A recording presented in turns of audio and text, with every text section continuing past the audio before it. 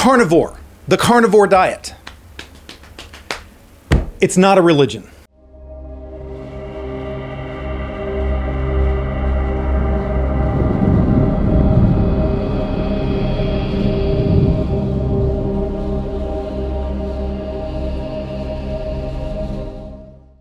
What's up, everybody? Coach Rob here. Man, it's been a while.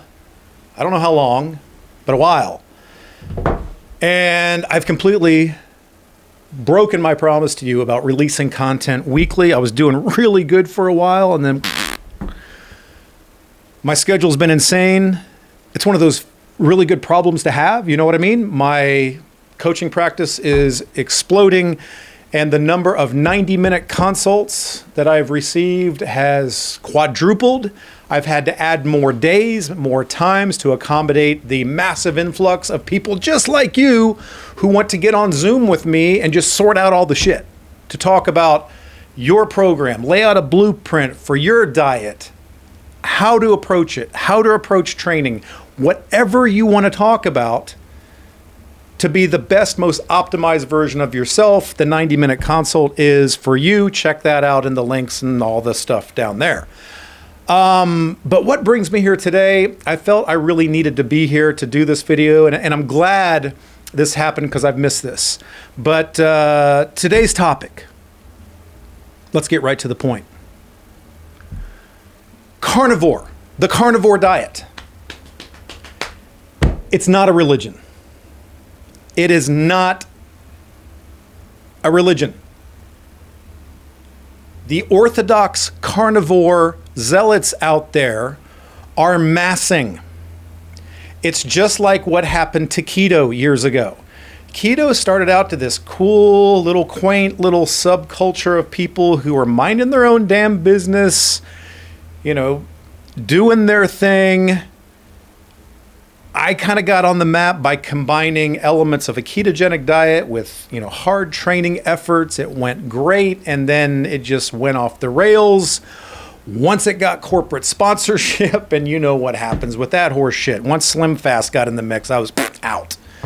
And then in 2019, something really cool happened. I evolved through this lifestyle like many do, and realized that the best thing for me, and it turns out it's been some of the best thing for many of my clients, was to, you know, step into more of a full-time carnivore role. And it worked spectacularly with my training, with, at that time, competitive bodybuilding pursuits. And even now that I'm not bodybuilding anymore, that I'm doing all kinds of other crazy things, which has been awesome. I'm doing a lot of rucking, hiking, along with my, you know, strength training in the gym. It's just become a lot more dynamic. There's, you know, arguably my output has increased dramatically, and it's been this really cool thing. But guess what? Carnivore came right along with me and is working spectacularly. But understand that carnivore doesn't mean, people, that it has to be just sitting there eating freaking ribeyes, salt, and water all day. That's not what carnivore is. And, you know, what really pushed me to do this video today is I have a Facebook group called Carnivore Bodybuilding. And it's not just for bodybuilders. When you hear the term bodybuilder, you think it's just for like the big hulkish, juiced out, roided out freaking monsters. Bodybuilding is anybody who is engaging in any activity through strength training, cardiovascular, you know, training, capacity training, whatever you're doing to become the most optimized version of yourself, i.e. building your body to be the best version of yourself that you can possibly be. Not just aesthetics, but health, fitness, longevity, capacity, strength, you name it. We're all bodybuilders. But anyway, Carnivore Bodybuilding, that group, I don't know what's going on, but it went from like a couple hundred members to we're like pushing 7,000. And it's been every single day when I log into this thing, there's like 100 people requesting to be members. I go in a few hours later, there's another 50, then another 100. And there's been days where I've went in there and there's been like 200 requests for membership. And I've got, admins are like, holy shit, what's happening here? Like, it's been awesome. However, unfortunately, a day really doesn't go by that I have to jump into the mix and sort of break up a little internet fight. I mean, I got to break things up a little bit. I have little skirmishes within this Facebook group because people, here's the deal. A carnivore diet is any animal, mammal, living organism whose diet consists of 70% or more of their nutritional intake from animal-based sources. That's the top of the food chain carnivore. Hypercarnivore, also known as obligate carnivore, are animals, mammals, whatever, that consume 70% or more of their food being from animal-based sources. That is the actual definition. Legitimate, like textbook, university definition. So that's the top of the food chain carnivores. Now, what you choose to do within that other 30% is open to interpretation and really based on what your individual threshold or tolerance is to foods outside of the animal-based world. Now, there are other subsets of carnivore. There is the hypocarnivore, which are animals that consume 30% or less of their intake from animal-based sources. These would be more of your typical omnivores, maybe. About as far away as, I could get from a way of eating. And then there's the mesocarnivores, which are roughly at around 50% of their intake from animal-based sources. But the hypercarnivore or the obligate carnivore, that's the tip of the spear for carnivores, and that's where the generic term carnivore comes from. So the Anthony Chaffees, the Sean Bakers of the world, guys I admire and I love to death, they have taken the obligate or hypercarnivore definition and pushed it to the most narrow concept. So of their 70% or more of their food coming from animal-based sources, they've reduced that other 30% down to nearly zero intake from outside sources or things outside of the animal-based realm, i.e. carbohydrates, vegetable matter, fruit, whatever. So the problem here is you get this faction of people out there who have jumped on board with a carnivore diet, that's awesome. You should. I still think it's the ideal human diet. I think it is the way we should subsist as the most optimized humans possible. But to come into a Facebook group such as mine, which if it's not the fastest growing carnivore group, then we're tied for second because it is just exploding. And I thank you if you're a member. And if you're not a member, jump in. It's just crazy pants over there. And I'm loving it. It's just freaking awesome. But at the same time, when somebody will post on there in this community, which is supposed to be welcoming and educational, and says, hey, I was thinking about consuming fill in the blank carbohydrate prior to a hard strength training session. What do you think?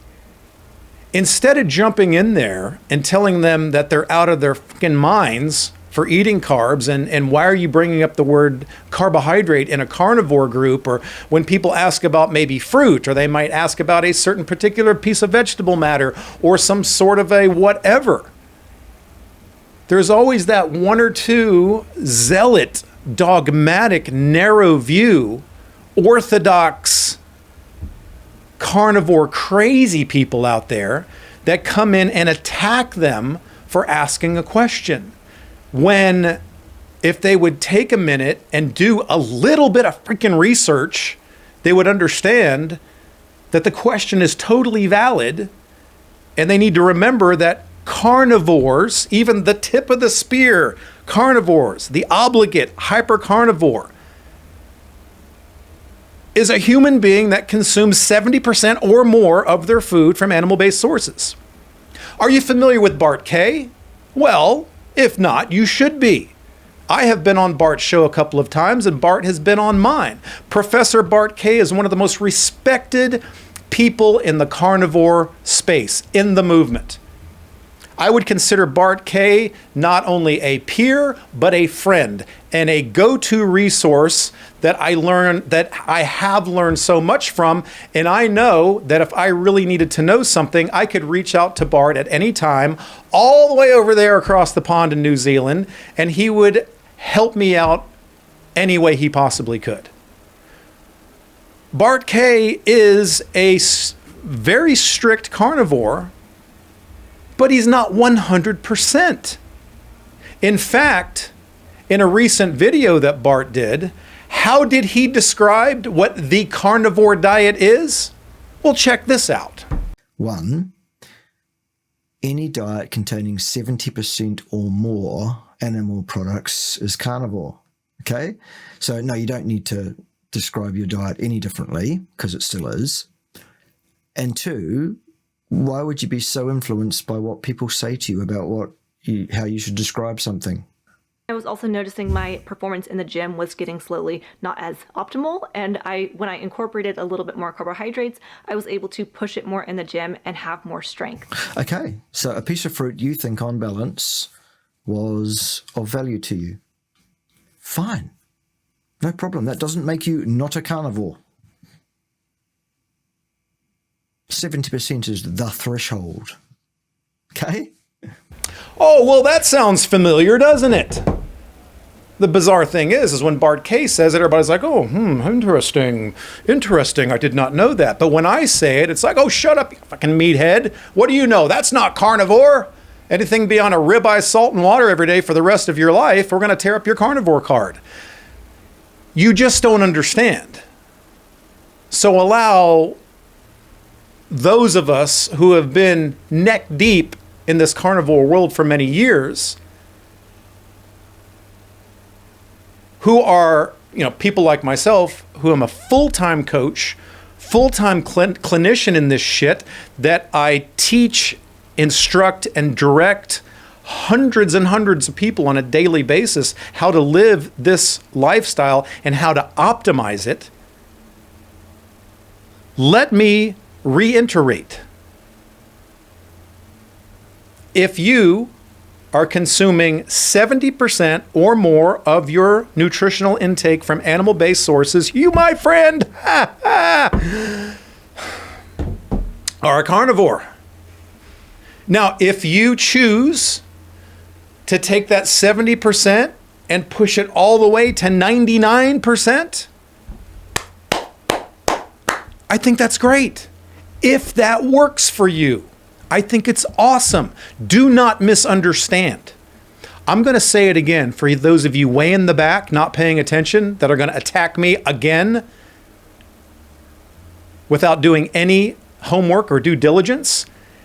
If you are a carnivore, which is a person who eats 70% or more of their intake from animal-based sources, if you choose to push that 70% up to 99% or even 100%, which is very difficult to do, and that is working for you, and otherwise you are thriving that way, if that is you living your most optimized best self, I think that's awesome. And lean in and get this one straight. Don't change a thing. You be you, live your life. That is fantastic. However, there's a whole lot of people out there who have learned that we don't all dress alike. We're not all the same. So that other 30% is open to interpretation based on your output, your goals, your genetics, your physical makeup, your hormonal output or lack of it. So many variables out there. I'm working up a sweat. Have you tried these? On point. Are you doing LMNT? Check my link. Support the channel. This stuff is amazing. Get some with my link. Get free shit. Okay. All right. Back to the. Where was I? Oh, that's right. So, I work with all types of carnivores, hypercarnivores. And really, I've been doing this so long now that I would be so bold to say that I think the hypercarnivore diet, the carnivore diet, is really the OG paleo diet. Because I truly believe that ancestrally, for the greater part of our human existence, the goal was to kill an animal and use it nose to tail. And if you weren't able to score animal to consume nose to tail, then you might be forced to scavenge or subsist on something other than animal-based foods until you were again successful in the hunt. Yes, you do not ever need to consume carbohydrate for the rest of your life, and still, you will be just fine. You will survive. There is no physiological need for carbohydrate. However, many out there take in a small, structured amount at certain amounts at certain times for particular reasons and do extremely well, myself included. There are some days where I will consume 25% of my intake that particular day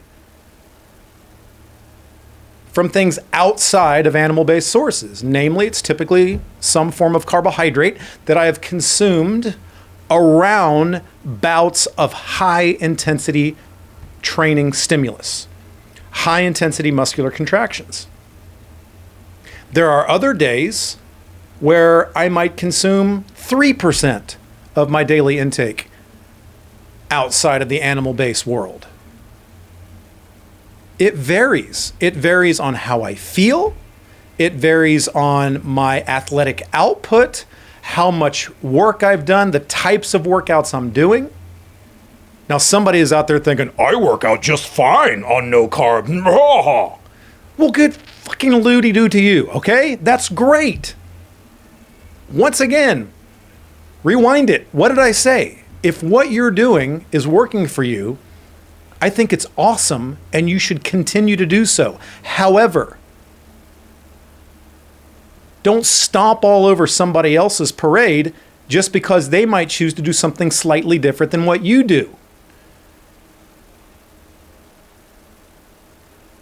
You're not a unique little snowflake. We're all different, okay? Some thrive on different things that others do. I have worked closely and intensely with a variety of living, breathing human beings who come to me for my help in this matter as a coach. I have had people come to me and say things like, I started out on super strict carnivore, like a lion diet or a zero carb carnivore, which that's really what you would call that subset of people to sort of, paint that picture to understand, which is fine. But I've had people do that for a very long period of time and come to me and say it was going great for a while. And then certain unusual things, less optimal things started to occur in my life. I've had people report with the blood tests to prove it, lowered testosterone in some men, elevated SHBG in some men, decreased performance, decreased libido. sleep disruption, poor recovery, poor performance. Women, hair falling out, menstrual cycles disrupted, hormones, hormonal output and hormonal regulation disrupted. We threw a little bit of carbs at them, some with a little fruit, some with a little rice or potato-based carbs, some with just a little bit of vegetable matter. And things cleared up dramatically.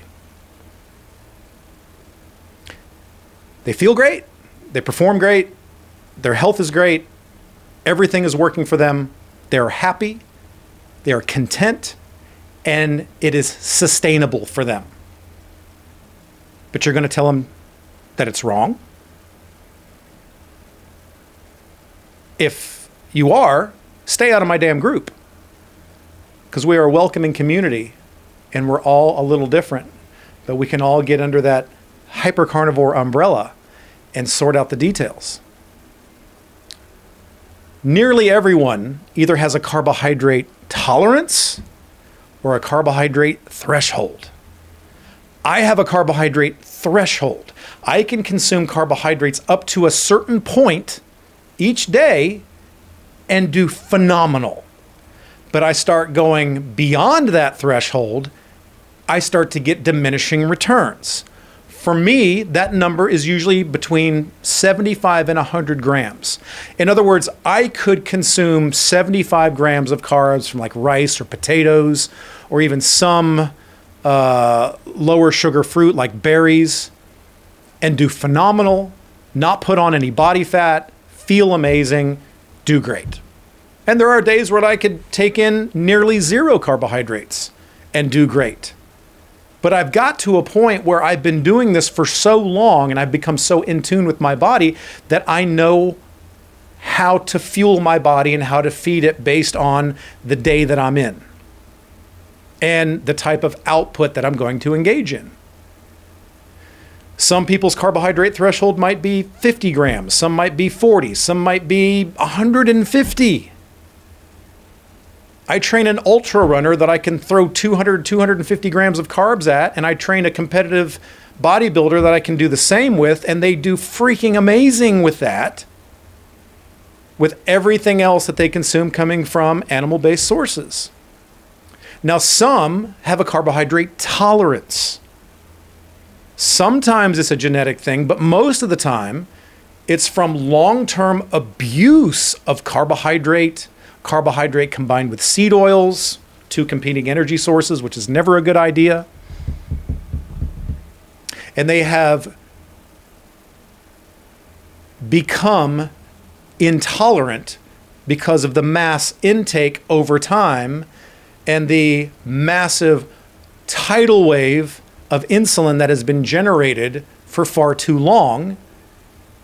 And now they have become very intolerant to carbohydrate to where even a small amount might throw them into an absolute physiological tailspin and things just start to unravel for them.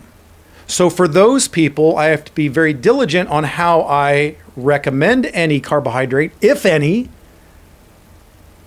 And then we have to keep testing it, turning the knobs on the prescription over time to find what works best for them. Carbohydrate threshold, carbohydrate tolerance, two different animals, both under the umbrella of a carnivore diet, thriving harmoniously. They're both carnivores. As long as they're both consuming 70% or more of their food from animal-based sources. Are we clear?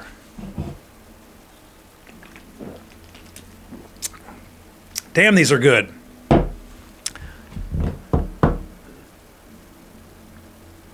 So, I did a longer video on this months ago called My Ultimate Carnivore RX. There's a lot more information in that. If you want to check that out, I'll put the link below. But the cool thing is, people, is if you're looking for a very sustainable nutritional protocol that can truly be a wonderful way of life and consuming the highest caliber nutrition that you possibly can, and that you can dial in the best version for you, then a carnivore diet, the proper definition of a carnivore diet, could be life-changing for you. And what's cool is you can experiment with how you allocate foods that you tolerate outside of that 70% within that 30% allotment. And you can experiment with that. You can close it up to a smaller amount. You can, it could change by the day. It could be very dynamic for you. And you will find how to utilize that best for you and your scenarios. As I have become a more higher output athlete, especially at my age, there might be days where I might be out on a very strenuous, very hard, hilly ruck with 50 pounds strapped to my back, doing running intervals and stair climbing repeats in the hot freaking sun. Or I could be out on a long, 10-mile ruck on a Sunday. And because my output is so great, and because I'm pushing a higher heart rate, the preferred fuel for me in that moment may be some faster digesting carbohydrate. But then once that activity is complete and physiological processes are back to baseline, then the remainder of my day is pretty much all meat, eggs, fish, whatever. And the cool thing is I am not living this super closed off life where I can't have anything outside of this dogmatic window. If my daughter bakes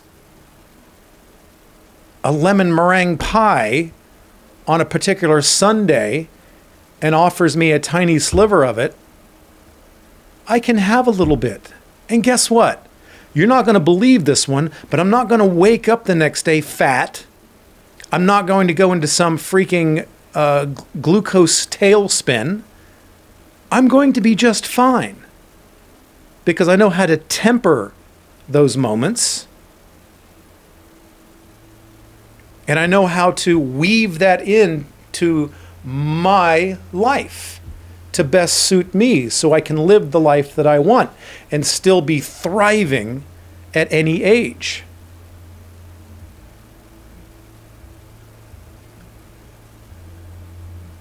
You know what drives me crazy? When you get around the holidays, now I'm just kind of talking out my ass now. We get around the holidays, and let's say it's right before Christmas.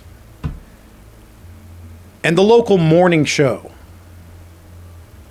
has that asshole fitness guru or that glistening little fitness bunny come on the show for that quick segment, which is usually something like how to get through the holidays without blowing it or whatever, something like that. And they always give you this unrealistic, like horrifically bland, terrible, like way to manipulate that one holiday, Christmas Day, let's say. When my clients come to me, if they have been crushing it and they have been living what I call a 90-10 lifestyle, meaning 90% of the time you are on point, eating the way you absolutely should, training the way you should, recovering the way you should, doing all the things the way you should, then that can leave a 10% allotment for you to occasionally have some dietary transgressions that will not harm you and allow you to, every once in a while, let your hair down a bit. So if that is my client and they say, hey, what can I eat for Christmas? My reply is almost always, whatever the hell you want. I always did. I'm not going to lie to you. I'm not going to sit here and pretend to be something I'm not and tell you that I eat 100% carnivore 365 days a year. I'm not going to be that asshole. If that's you, I think that's great. But you'd be stunned how many people out there doing things like I'm doing now as a carnivore influencer, as a fitness influencer, who are full of shit.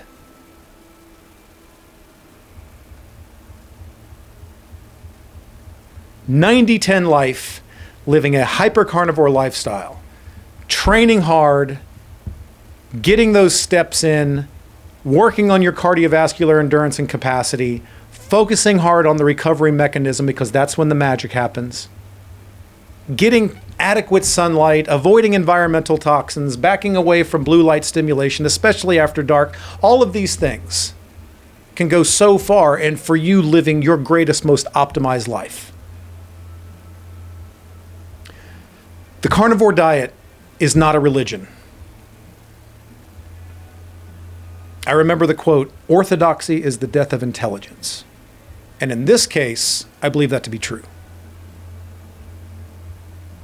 Definitions matter. I highly recommend a hypercarnivore diet, i.e., a carnivore diet.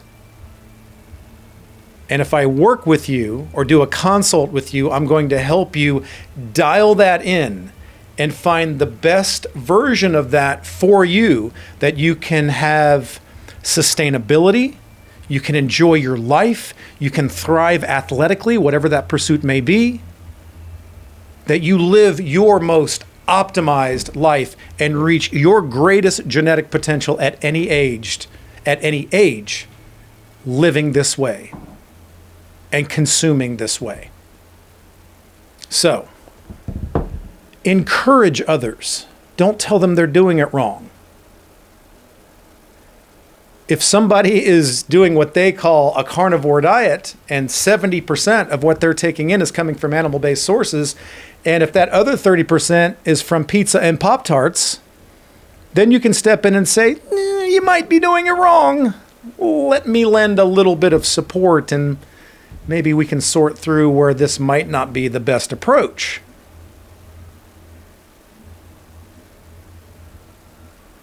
You still want to avoid shit and junk food and those hyper-palatable garbage foods that will never serve a positive purpose whatsoever. That other percentage, whatever it is for the day, outside of my 70% or more, is usually some very strategic, clean-burning carbohydrate sources to fuel high-intensity muscular contractions or longer-term endurance or capacity activity. Or it could be, I put some onions in my scrambled eggs.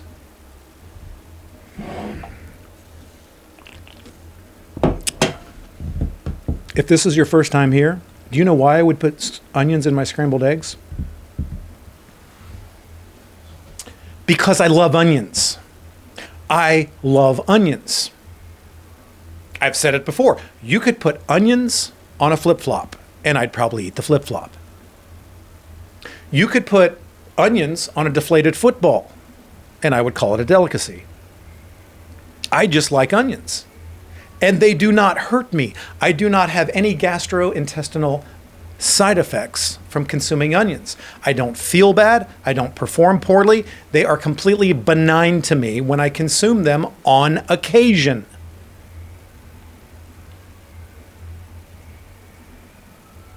I'll drink a cup of coffee here and there. 37 people just kicked their computers or smartphones when I said that. That's okay. Every once in a while, you're going to get a bad heifer. You just got to let that one jump the fence and leave the herd. Focus on the herd. it's going to happen. So that's the video for today, kids. What is a carnivore diet? Well, damn it, it's not a religion.